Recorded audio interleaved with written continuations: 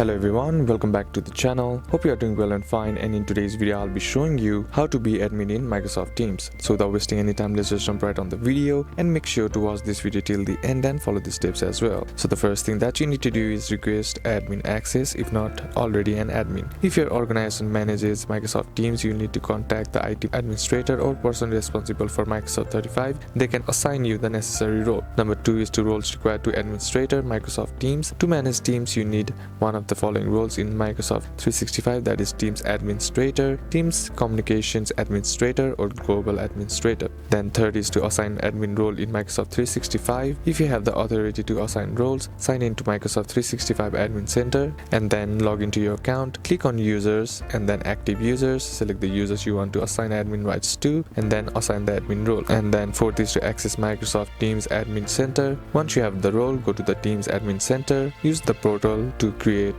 delete and manage teams, configure organization-wide settings, view analytics and reports. So these are a couple of steps that you can do, and that's it for today's video guys. Hope this video was useful to you. Leave a like if it did, comment down below what the next video should be on, consider subbing to the channel. Thanks for watching, bye bye.